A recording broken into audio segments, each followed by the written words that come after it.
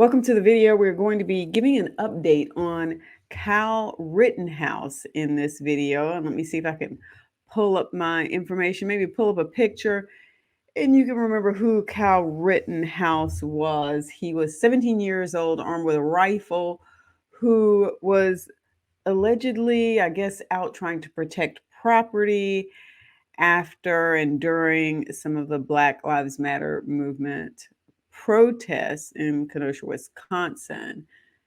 And I want to give you an update on not just this new lawsuit that's been filed, but also there was this article, and all this comes from Law and Order, who I guess is where I found some of this. If I sound like I'm mumbling along today, I am. It's just been one of those mornings, and it has taken me a while to sort of put everything together.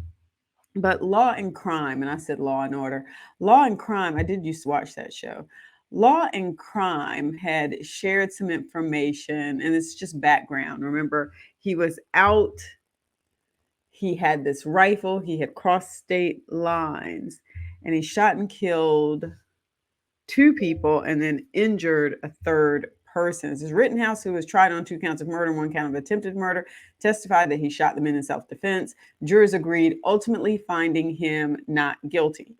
And that may bring you back up to speed. So where are we now? Well, there was this article that was mentioned when I was reading the Law and Crime piece where he made this statement, and it's on Texas Scorecard. I've got the credit down there at the bottom for those of you who want to go directly to the site to check it out. These lawsuits are making it harder and harder for me to move on with my life. It is extremely difficult to go outside without fear of being harassed or assaulted because of the lies spread in these lawsuits. No one should have to continue to defend the fact that they acted in self-defense. We're going to take a look at this lawsuit because it's not just him that is listed as one of the defendants in this. It's also some of the law enforcement community. So I want to go ahead and bring that up so that we can take a look at it.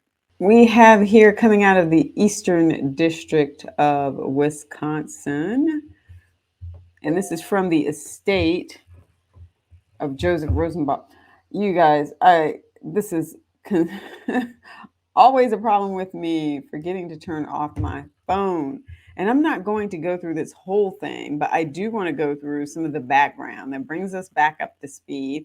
Now comes plaintiff, the estate of Joseph Rosenbaum by counsel Motley Legal Services. And so you see there who's being sued: the sheriff in his official capacity, the chief of police, and then some others in different sheriff's departments, a lot of people. Let's jump right into this introduction to see what they're saying here.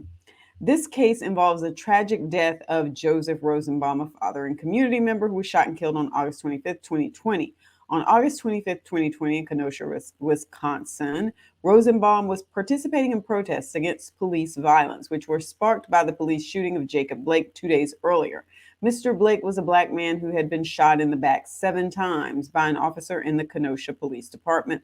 Rosenbaum was among many who peacefully protested the shooting in Kenosha's pattern of racist and violent behavior by police officers and other officials. During the protest, private citizens took up arms and patrolled the streets of Kenosha, acting as law enforcement agents. Many of them had posted racist messages and threatened violence on social media before descending upon Kenosha. They made their plans known to law enforcement officials. These armed individuals were not Kenosha business owners whose property had been damaged, nor were they hired by any of those businesses to come protect their property. Rosenbaum was among many who peacefully protested the shooting in Kenosha's pattern of racist and violent behavior by police officers and other officials. During the protest, private citizens took up arms and patrolled the streets of Kenosha, acting as law enforcement agents. Many of them had posted racist messages and threatened violence on social media before descending upon Kenosha. They made their plans known to law enforcement officials. These armed... Okay, so can we just say for a moment there that I'm just really reading the same thing over and over again? One of these armed individuals was defendant Cal Rittenhouse, who was then 17 years old. He crossed into Wisconsin from Illinois carrying an assault rifle on the streets of Kenosha, open violation of the law. Astonishingly, the Kenosha Police Department, Kenosha County Sheriff's Department, their supervising officials and police officers and law enforcement officers from surrounding communities did not treat defendant Rittenhouse or any of the other armed individuals patrolling the streets as a threat to the safety of themselves or the citizens they were sworn to protect. Instead, the law enforcement defendants deputized these armed individuals, conspired with them, and ratified their actions by letting them patrol the streets armed with deadly weapons to mete out justice as they saw fit. In addition, the law enforcement defendants thanked defendant Rittenhouse and other armed individuals, gave them water, and allowed them to openly defy the emergency curfew order that was in place. The law enforcement defendants even made plans to funnel the protesters toward the armed individuals I think that's supposed to be to deal with them. As a result, defendant Rittenhouse fired his assault rifle indiscriminately multiple times at citizens on the street. He shot and killed 2 men, seriously injured a third, and narrowly missed a fourth. Joseph Rosenbaum was the first person killed by defendant Rittenhouse, and unfortunately, after this defendant Rittenhouse would kill Anthony Huber, seriously injure Gage Gross. I'm not sure how to pronounce his last name, and my phone needs to stop going off. And narrowly missed, we're going to call him Gage G, and narrowly missed shooting a fourth man. Tragically, Joseph Rosenbaum died when defendant Rittenhouse shot him. The conduct of the defendants in this case directly caused Joseph Rosenbaum's death. The estate of Joseph Rosenbaum now seeks justice. So then we have the action, we have the venue, and we have listed here all of the parties. And I'd mentioned those parties before: the city, these government entities, the sheriff's department. And look at this section where it says the department deployed officers and equipment to respond to and control the protests on the evening of August 25th, 2020. Again, all of these government agencies listed here, and then also some of the additional officers who showed up. And then they go into some of the background information here of how this got started. Kenosha police shoot Jacob Blake, sparking protests. Upon information and belief, on August 23rd, 2020, in Kenosha, Wisconsin, KPD officer Shesky shot Jacob Blake in the back 7 times without justification. Neighbors and other concerned residents of Kenosha demonstrated in protest against the shooting of Jacob Blake. Demonstrators initially gathered at the site where Mr. Blake was shot. When video of the KPD's shooting of Blake was released, it sparked public outrage. That evening, hundreds of additional demonstrators gathered in downtown Kenosha to protest. Officers were dispatched to monitor the demonstrations, police the actions of individuals present, and disperse the crowds. It says the officers at the scene were antagonistic toward the demonstrators who were voicing their outrage at the racist and systemic violence conducted by the very officers who were policing the demonstrations. An emergency overnight curfew of 10:15 p.m. was put in place. The curfew was aimed at protesters and not actually directed at or enforced against others in the city violating the order. Officers fired tear gas and rubber bullets into the crowds to break up the demonstrations and arrested many demonstrators. On August 24, 2020, the demonstrations continued. Defendant Beth, I think that's the sheriff or the chief, I can't remember now, put in place an 8 p.m. curfew. Again, the curfew was aimed at protesters. It remained in effect on August 25th, 2020. In this next piece, they talk about how their response was coordinated. It says on August 25th, 2020, in addition to the officers from KPD and KCSD, additionally responding departments deployed officers and equipment to participate in the response and control the protests in Kenosha. The additionally responding officers joined forces with KPD and KCSD and worked under their coordination and tactical command. It says you've got all of these departments listed here. They deployed special weapons and tactics, SWAT teams, to coordinate with KPD and KCSD to respond to and control the protests in Kenosha. In addition to officers, the additionally responding departments also deployed equipment, including service weapons and crowd control tools, such as pepper spray, tear gas, and so called non lethal weapons, such as beanbag shotguns and rubber bullets. The additionally responding departments also provided armored military vehicles designed for use in war, including Bearcats and mine resistant, ambush protected trucks. At various times, KPD and KCSD and the additional responding departments used all of these tools on or against protesters. Tear gas is a chemical weapon that the U.S. military is banned from using under the 1925 Geneva Protocol and the UN Chemical Weapons Convention that went into effect in 1997. The KPD, KSCD, and additionally responding departments deployed it repeatedly on protesters in Kenosha between August 23rd and 25th. On the night of August 25th, the additionally responding officers all coordinated with and acted under a shared tactical command with KPD and KCSD. Defendants and no armed individuals plan to patrol Kenosha and have threatened to harm citizens. The demonstrations continued into August 25th, 2020. That evening, armed individuals descended on Kenosha. They could be seen patrolling the streets in and around the demonstrations, brandishing weapons, threatening residents, and pointing weapons at peaceful demonstrators without provocation. The armed individuals had arrived in part based on a Facebook post by Kevin Matheson on belief of a militia group he formed called the Kenosha Guard. Matheson put out a call on Facebook for patriots willing to take up arms and defend our city tonight against the evil thugs. He received hundreds of online responses, including many hundreds of people indicating that they would be attending. The responders to Matheson's post made clear that they intended to patrol the demonstration armed and with the intent to kill. Responses included the following: counter protests. Nah, I fully plan to kill looters and rioters tonight. I have my suppressor on my AR. These fools won't even know what hit them. It's about time. Now it's time to switch to real bullets and put a stop to these impetuous children rioting. Impetuous. Use hollow points. They expand on contact.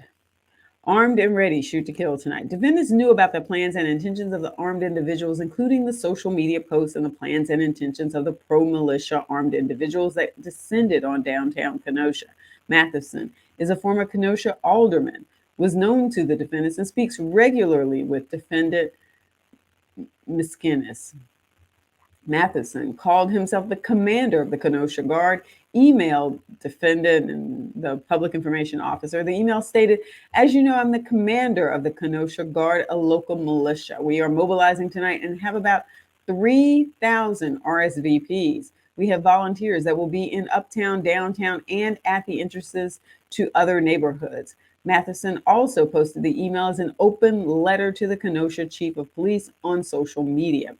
The email and social media posts made it clear that these volunteers would not be there to protect their own homes or businesses, and that they had not been hired by any local business to secure property.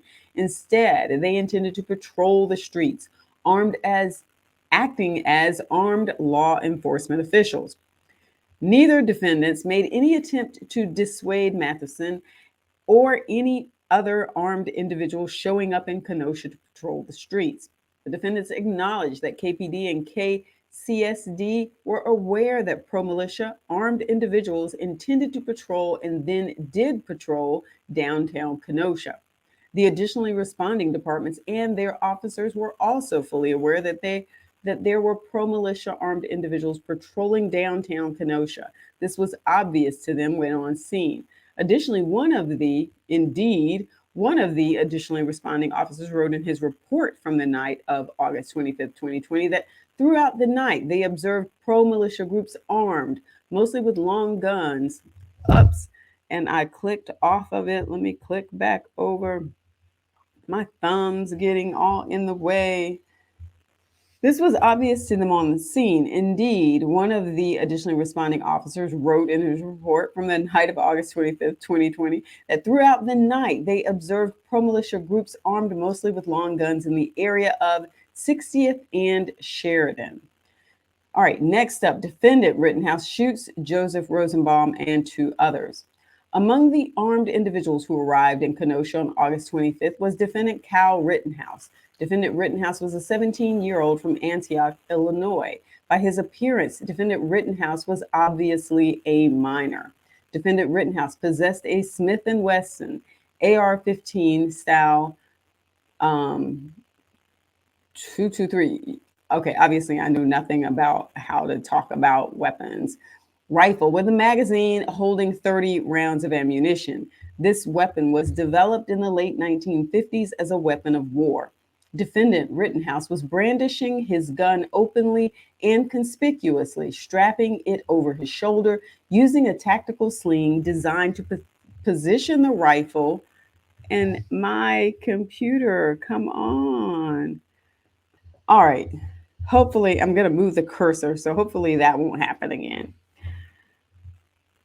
Okay, so he was strapping it over his shoulder using a tactical sling designed to position the rifle at the center of his chest for rapid elevation and positioning. The rifle was visible at all times across his body or in his hands. Defendant Rittenhouse was in clear violation of the law, which prohibits a minor from possessing or displaying such a gun. And let me just check back in for just a second. Okay, making sure everything still looks good after all of that. Numerous KPD and KCSD officers saw defendant Rittenhouse before and after the shootings that night, as did many of the additionally responding officers. Despite being in clear violation of Wisconsin law, defendant Rittenhouse was not asked for identification, was not questioned, was never detained, and was not disarmed. Instead, the defendants allowed defendant Rittenhouse to patrol the streets of downtown Kenosha with his deadly assault rifle. They invited him in, deputized him, conspired with him, and ratified his actions. As a result of defendants' actions within the zone they controlled, defendant Rittenhouse shot at 4 Kenosha area residents, killing 2 of them and seriously injuring a third.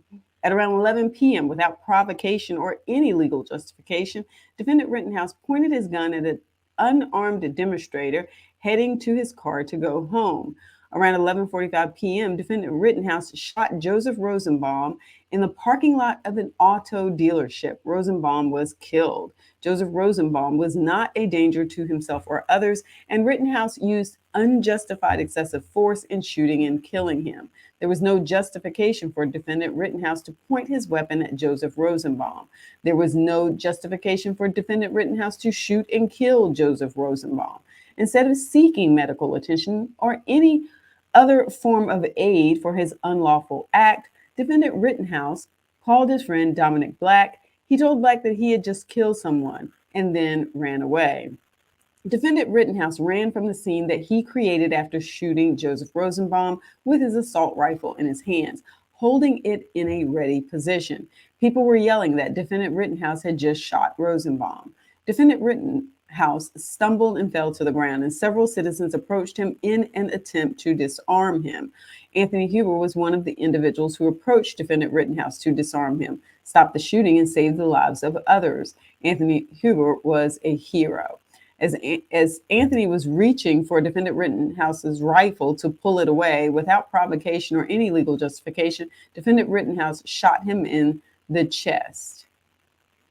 After Anthony was shot, Gage G. approached defendant Rittenhouse with his hands up, pleading with him to stop his shooting rampage. Without provocation or any legal justification, defendant Rittenhouse shot at him from point-blank range, hitting him in the arm. Thankfully, he survived. He is a hero. The law enforcement defendants authorized defendant Rittenhouse's shootings. The defendants did nothing to stop defendant Rittenhouse's illegal conduct. They did not arrest him for illegally carrying a gun. They did not disarm him. They did not limit his movement in any way. They did not question him. They did not stop him from shooting individuals after he started. They did not arrest him, detain him, or question him, even after he had killed 2 people. Instead, the defendants deputized defendant Rittenhouse and other armed individuals, conspired with them, and ratified their actions by allowing them to patrol the streets armed illegally with deadly weapons and shoot and kill innocent citizens.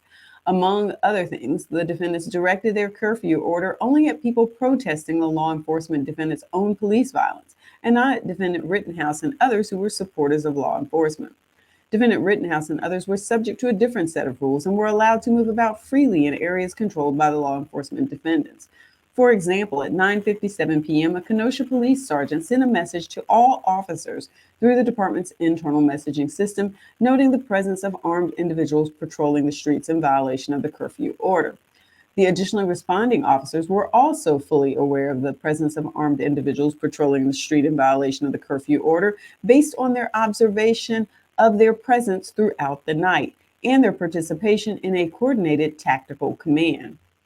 Rather than take any steps to detain, dissuade, or disarm these armed individuals, a KPD sergeant made clear that the pro police armed individuals were not to be detained, dissuaded, or disarmed, calling the armed individuals in blatant violation of the curfew order very friendly. Likewise, at 11:26 p.m., callers reported that some of the pro-police armed individuals had slashed tires in a nearby area, but the defendants did nothing in response to this conduct, let alone arrest the perpetrators. To the contrary, one of the additionally responding officers on a text thread with others titled Tactical Enforcement Unit Command only wrote, "Gotta love counter protesters, slashing tires." Instead, at approximately 11:30 p.m., about 15 minutes before defendant Rittenhouse shot Rosenbaum, Huber, and Mr. G, several law enforcement defendants were talking to defendant Rittenhouse and other armed individuals who had congregated in the parking lot of a private business. Despite the fact that the armed individuals were in violation of the curfew order, the officers and deputies communicated their full support and appreciation for defendant Rittenhouse and others. In video footage taken at the scene, officers can be heard asking armed individuals if they needed water. Defendant Rittenhouse can be seen telling the officers that they did need water, which officers gave them. Defendant Rittenhouse walked right up to the police vehicles. Despite his obviously tender age, he was not asked for identification to demonstrate that he could lawfully possess an assault rifle. Officers working for the defendants not only provided armed individuals with water, but they voiced their support and appreciation for the actions of defendant Rittenhouse and others, saying, "We appreciate you guys. We really do." Needless to say, the law enforcement defendants did not offer assistance or appreciation to any protesters. At the same time, the officers were handing out assistance and praise to the armed individuals, including defendant Rittenhouse. They can be heard over loudspeakers in their armored vehicles, ordering the protesters to disperse. "This is the last warning. You will disperse." And "This area is closed. You are trespassing. Leave now." No such warnings or threats were made to the armed individuals. The defendants deliberately orchestrated these circumstances. A clear message was sent that perceived protesters were required to disperse, while armed individuals who supported law enforcement could roam free and assist the officers. These events directly led to Joseph Rosenbaum's death. Before the fatal shootings, one of the armed individuals was interviewed. He said the following: "You know what the cops told us today? They were like, we're going to push them down by you because you can deal with them, and then we're going to leave." And that is exactly what happened. The defendants ordered the protesters to move south, funneling them into a confined area where they were met by the violence perpetrated by defendant Rittenhouse and the other armed individuals. Internal communications and reports from members of the law enforcement defendants revealed that they knew the pro-police armed individuals had gathered around 60th and Sheridan, yet they deliberately funneled protesters out of the park near 56th and Sheridan and forced them south right into the militia group they knew to be pro-police in violation of the curfew order, slashing tires and armed with long guns. At all times, the defendant Rittenhouse and others knew and understood what it meant when they told heavily armed private citizens to deal with the protesters. In this manner, the defendant Rittenhouse and others arrived at a plan to collectively use force and state authority against the protesters. For example, Defendant Rittenhouse's own lawyers stated that the police maneuvered a mass of individuals down the street towards the auto shops where the armed individuals had gathered. As a result, the law enforcement defendants invited, deputized, authorized, conspired with, and ratified the actions of defendant Rittenhouse, a boy illegally in possession of an assault rifle who roamed the street in violation of an emergency curfew order, shooting innocent civilians, killing two, seriously injuring a third, and narrowly missing a fourth. To make matters worse, when Rosenbaum, Huber, and Ms. G were shot, the defendants were at the scene. Protesters yelled to the officers that defendant Rittenhouse had just shot people. Remarkably, the officers did nothing to stop defendant Rittenhouse, let alone question him or arrest him. Instead, officers spoke to defendant Rittenhouse and then let him walk away. The only reason that law enforcement defendants allowed defendant Rittenhouse to walk away after shooting three people, was because he was white and because he was affiliated with the armed individuals who had the law enforcement defendants' explicit support. By inviting, deputizing, conspiring with, and ratifying the actions of armed individuals who were empowered to patrol the streets of Kenosha, the law enforcement defendants created an extremely and obviously dangerous and deadly environment, which led directly and foreseeably to the shootings of Joseph Rosenbaum and others. The defendants' open support of and coordination with the armed individuals in the minutes and hours before the shootings deprived Rosenbaum and the other protesters of the basic protections typically provided by police. It was a license for the armed individuals to wreak havoc and inflict injury. Defendant Rittenhouse's own lawyers have blamed the shootings on the law enforcement defendants, highlighting their abject failure to ensure basic law and order to citizens. The law enforcement defendants continued their desperate treatment of Black people even after the deaths of Rosenbaum and Huber. There we go again. I'm telling you, it is not me. I think it's just the computer just clicking on stuff that it wants to click on. I'm in my zone, I'm talking, and it just fully takes me away. All right, so then we have the defendant refused to publicly condemn the crimes of defendant Rittenhouse or the other armed individuals and instead has ratified that misconduct. All right, so they talk about the press conference after the shooting. He refused to make any statements condemning or even dissuading the armed individuals. And then you have the racial discrimination and viewpoint discrimination. If a Black person had approached police with an assault rifle, offering to patrol the streets with police, he most likely would have been shot dead.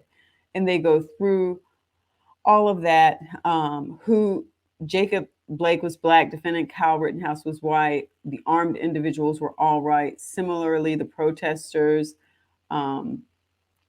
were advocating a viewpoint critical of the police. The armed individuals espoused a viewpoint that was avowedly pro-police. So I want to go down. There's a lot here. I can make this video a lot longer, but I'm going to put a link in the description so that you can read through some of this yourself. The systemic racial discrimination in the department, and that's the police department and the sheriff's department. You see there a specific phrase, word that they're talking about. They're talking about more in detail about what happened. So they talk about his deprivation of constitutional rights, that this was a conspiracy, again, because they're really alleging that these parties worked in concert with each other. That we have the discrimination part there. And again, that's what this piece right here, specifically working in concert with these others. They targeted individuals of color. Let's see what else we have. Equal protection. So they're saying this was a violation of the 14th Amendment.